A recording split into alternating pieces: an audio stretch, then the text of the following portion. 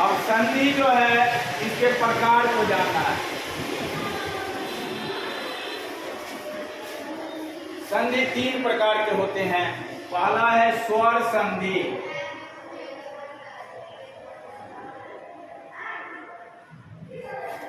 दूसरा हो गया व्यंजन संधि, और तीसरा है विसर्ग संधि।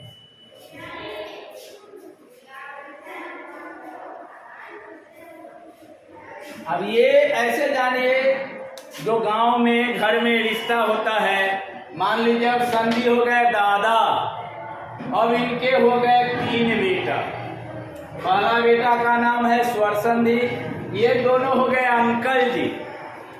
व्यंजन संधि और विसर्ग संधि, ये दोनों निर्वंश हो गए, व्यंजन संधि और विसर्ग संधि। और एगो सुने होंगे, सुरती मूर्ति दैवक दे एगो मंगली 5 गो भेद। ये जो हुए पिताजी, इनको 5 गो हो गया, इनका भेद है 5 गो। एक हो गया दीर्घ, दूसरा है गुण, तीसरा है यान, चौथा है वृद्धि और 5वां है अयाधि। बस इतना ही संधि को जानना है कि संधि के 3 भेद हैं, स्वर संधि, व्यंजन संधि, विसर्ग संधि। अब स्वर संधि के 5 भेद हैं, दीर्घ, गुण, यन, वृद्धि, अयाधि। चाहे आप 8th में हो, 9th में हो, 10th में हो, 11th में हो, 12th में हो, ग्रेजुएशन में हो, कंपटीशन में, कहीं भी जाएंगे तो आपको इतना ही संधि पढ़ना है। और इसको समझने का कुछ ट्रिक है, जो नया ट्रिक लाया गया है, पढ़ेंगे। फास्ट ट्रिक देखे हैं, जैसे माथा में दर्द है, फास्ट ट्रिक लगा लो, दर्द छू मन, वही है यहाँ। हल्का ट्रिक अगर आपको आज सिखाएंगे, ए लड़का ध्यान है किधर, तेरा टीचर है इधर, यहाँ ध्यान से देखो, तुरंत समझ जाओगे कि संधि होता क्या है। अब जैसे विसर्ग संधि, अब अंकल के बारे में जानो, इसका एक ट्रिक है। पहला, हम विसर्ग कैसे पकड़ेंगे, आप पढ़े होंगे, विसर्ग का मतलब 2 गो सुन्ना दे देंगे, इसको कहेंगे क्या, विसर्ग। तो जब भी विसर्ग संधि होगा तो ऐसे विसर्ग किसका किसका होता है, इसको देखना है। जहां भी तालब स, मूर्धन स, दंत स अधूरा हो तो उसके स्थान पर विसर्ग।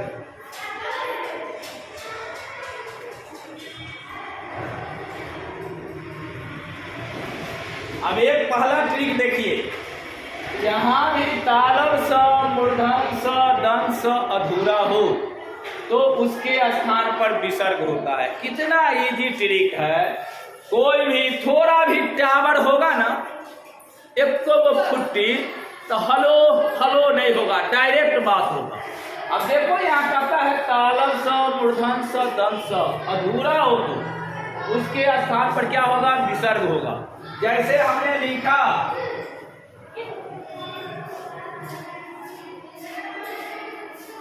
नमस्कार, सबको समझ में आया होगा आधा स कहाँ है, ये है नमस्कार, तो ये लिख लेंगे नाम। आधा स हो तो उसके जगह पर क्या होगा, विसर्ग। तो ये आधा स को विसर्ग देना है, प्लस का नमस्कार। दूसरा लिखते हैं, देखो दुश्मन, फिर देखो आधा स कहाँ है, तो यहाँ पर है, तो इसको बनाएंगे दुर्योधन। एक और नियम देख लो इसका, जैसे हमने लिखा आविष्कार, फिर देखो आधा स कहाँ है। अब आपको अपने समझ में आता हो, जहां भी आधा स है उसका विसर्ग देना है, तो हम कर लेंगे आदि प्लस। देखा आपने, ये पहला हुआ कि तालब स मूर्धन स दंत स जहां भी हो तो उसके स्थान पर हमें विसर्ग देना है। अब ऐसा जो भी शब्द हो आप निकालिए, देखिए, बहिष्कार, वही जोड़ कार, निश्चित, निजोड़ चित बनाते रहना है। अब देखिए इसका ये पहला नियम हुआ, अब दूसरा नियम बताएंगे। अब देखिएगा आप लोग इसका दूसरा नियम विसर्ग संधि पकड़ने का। जहां भी या जिस शब्द के ऊपर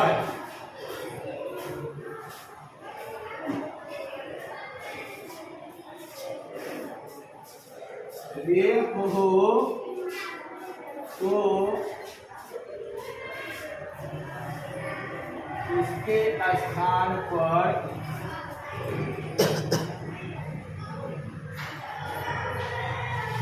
विसर्ग होता। अब देखिए पहला नियम आप देख लिए।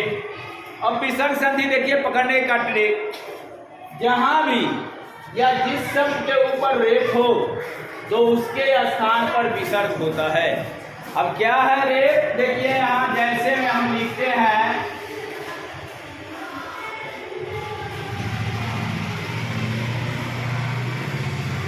निर्मल, नी के बाद रो आ रहा है, इसी को रेफ बोलते हैं। तो ये बन गया नी है प्लस मल। देखो कितना आसान है, हम लिखे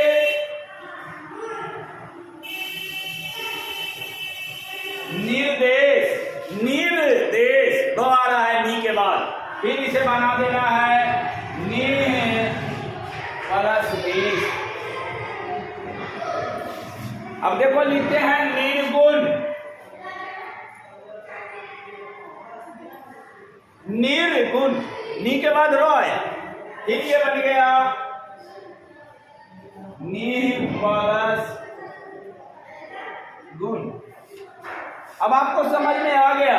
अब दुर्लभ, दुर्लभ, दू के बाद रो है तो दू प्लस लभ, ऐसे करके दुर्जन, दू प्लस जन, जहां भी रेफ आवे उसको हमें विसर्ग में बदलना है। अब देखिए विसर्ग का तीसरा नियम आपको बता रहे हैं। जिस शब्द में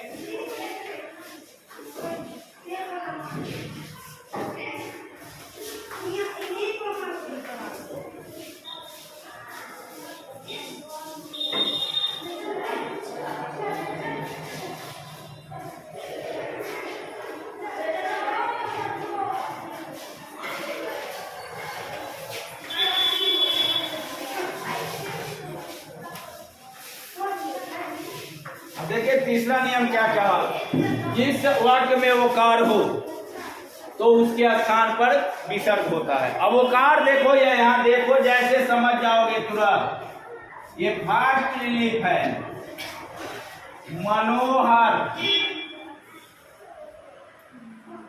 ओकार देखो 9 पर है, तो ओकार के जगह पर हमें विसर्ग देना है। तो ये हो गया मनोहर हर। दूसरा लिखते हैं यशोदा, देखो ओकार जो है 100 पर है, इसको बनाएंगे यशोदा। तपोवन, देखो प में ओकार है तो फिर तप लिख लेंगे और ओकार के जगह विसर्ग दे दिए प्लस वन, ये बन गया तपोवन। मनोबल, मनहजोर बल। अब इसी प्रकार आपको जो है ये विसर्ग संधि को ध्यान में रखना है, जीवन में कभी नहीं भूलो। जो नियम दिया जा रहा है, मन लागे कख ने पैसा रहे तक ने, अमार लागे कख ने याद नहीं रहे तक ने। जब आपको ये समझ में आएगा ना, कोई भी एग्जाम में जाइएगा, कंपटीशन में जाइएगा, तो वही गाना जो आप सुने होंगे, जिसका मुझे था इंतजार, जिसके लिए दिल था बेकरार, वो घड़ी आ गई। जाएंगे जब ये पूछेगा तब फूले नहीं समाएंगे। क्यों? आधा स हो तो विसर्ग देना है, रेफ आया विसर्ग देना है, ओकार हुआ विसर्ग देना है। तो इस प्रकार विसर्ग संधि का ये नियम है। अब दूसरा देखिए व्यंजन संधि। अब देखिए विसर्ग संधि के बाद आपको हम बताने जा रहे हैं व्यंजन संधि। व्यंजन संधि का पहला जो है नियम आपको जानना है, कवर्ग से कवर्ग तक अगर तीसरा या पांचवा वर्ण आए तो उसके स्थान पर पहला वर्ण है। अब ये चीज को पहले समझना है। नियम कहता है कवर्ग से पवर्ग तक अगर तीसरा या पांचवा वर्ण आए तो उसके स्थान पर पहला वर्ण होता है। अब बच्चे को बोल दिया, लिख दिया, उससे पता नहीं चलता है। अब कवर्ग से पवर्ग क्या है इसको देखो। तो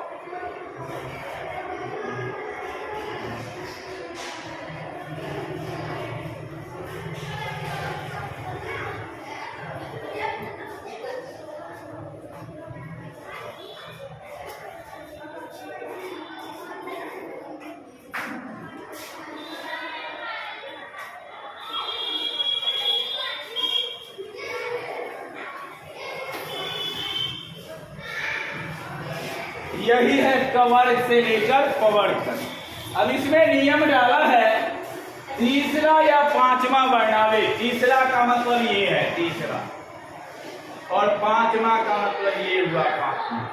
अगर वर्ण आवे तो इसके स्थान पर पहला वर्ण होगा। अब जिसका तीसरा आवे तो पहला होगा, पांचवा आवे तो पहला। अब जैसे मैं समझो यहां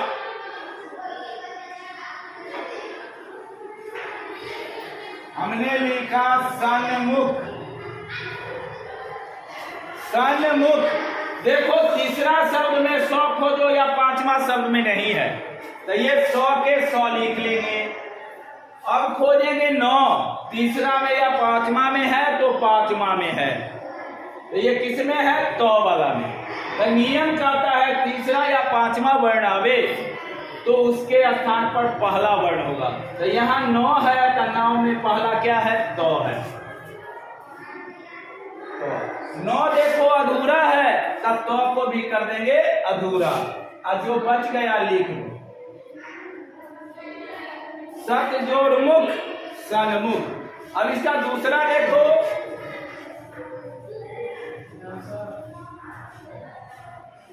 वागदत्त लिख।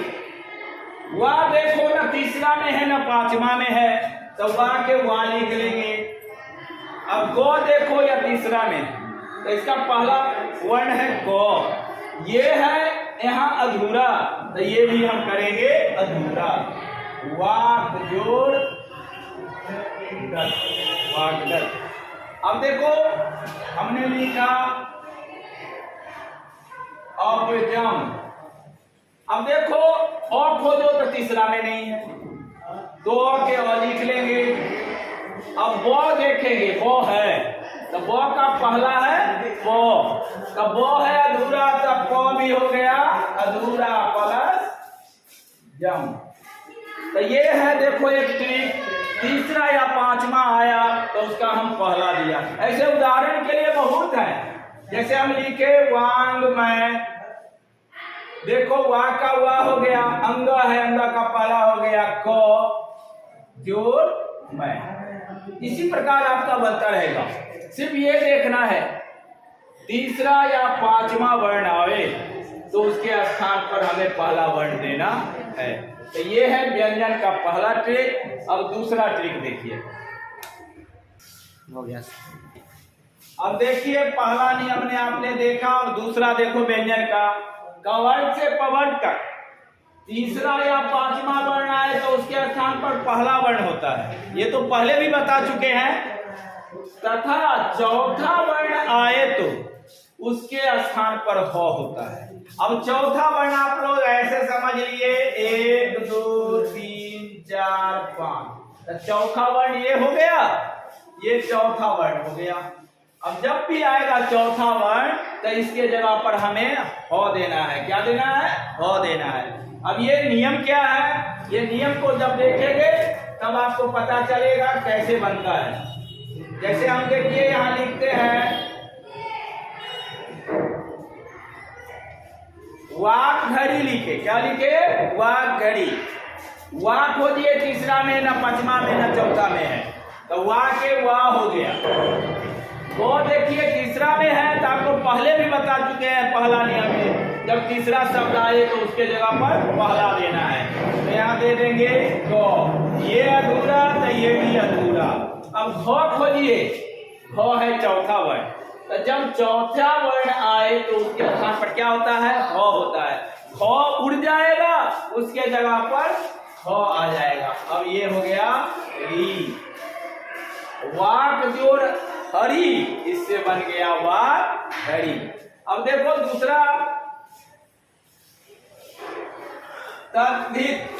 संधि विच्छेद करने से पहले आपको जो है इसका उच्चारण जानना जरूरी है। बहुत एगो बच्चा होते हैं जो बोलो ना इसका उच्चारण करो तो कहेगा तो, आधा गो द, आधा गो ध, हर्षी का, ऐसा नहीं होता है। इसको बोलना है तो, दो ध संयुक्त हर्षिकार, तब है तो पहले हमें ये खोजना है कि तो तब हो रहा है दो, तब है ध, उसके बाद है हर्षिकार, तब है तो। अब देखो कैसे बनेगा, तो के तो, दो है, दो देखो यहाँ है, दो के जगह पर ये क्या होगा? तो ये भी अधूरा है तो ये कर हो गया अधूरा। तो देखो धो आया, ये चौथा वर्ण है, तो धो जब चौथा वर्ण आया लिखा हुआ है तो उसके स्थान पर हो होता है। तो यहाँ देंगे हो, ये जो हर्षिकार है यहाँ आ गया ही, तत् जोड़ हित, तत् हित। समझ में आया? चौथा वर्ण आता है तो ऐसे देना है। अब देखिए इसका तीसरा नियम क्या है।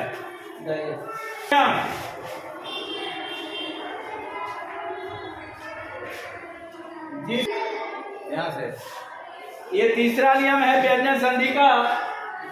जिस शब्द के ऊपर अनुस्वार हो तो उसके स्थान पर म हलंत होता है। जैसा कि आपको संधि का ही हम संधि विच्छेद करके बताए थे, अनुस्वार को म हलंत में देना है।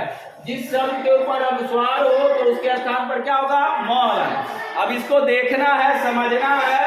जैसे में हमने लिखा अहंकार, देखो हो पर है अनुस्वार, अहंकार हो पर है अनुस्वार, तो हम लिखेंगे इसको बनाएंगे अहो। अनुस्वार के जगह पर देना है मोहलन जोड़ का, तो अहम जोड़ का, इसी से बन गया अहंकार। दूसरा देखो लिखे संसार, देखो अनुस्वार किस पर है? सौ पर, तो सौ लिख के मोहलन देंगे। अनुस्वार के क्या दिए? मोहलन प्लस सार, जो बच गया उसको लिख देना है समझोड़ सार, इससे बन गया संसार। अगला देखो संगीता, अब देखो सौ पर अनुस्वार, तो इसको कर दिए सौ मोहलन प्लस गीता, समझोड़ गीता बन गया। अब इसमें कोई दिक्कत नहीं है, जहां भी अनुस्वार देखो उसको मोह हलंत में बदल देना है।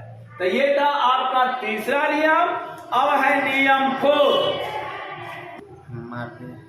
अब देखिए व्यंजन संधि के 3 नियम आपने देखा, अब नियम है 4। अब 4 नियम क्या है? तो इसमें है जो भी शब्द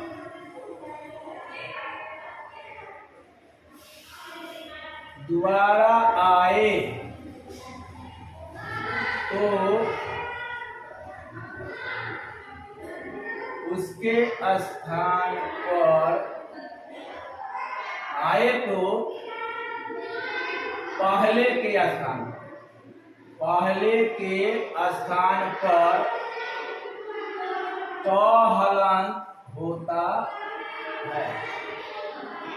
अब ये देखो नियम क्या कहा, जो भी शब्द दोबारा आए, जो भी शब्द दो बार आएगा उसको दोबारा कहेंगे तो पहले के स्थान पर तो हलंत होता है। अब जैसे उदाहरण बताएंगे तो आपको समझ में इजी होगा। जैसे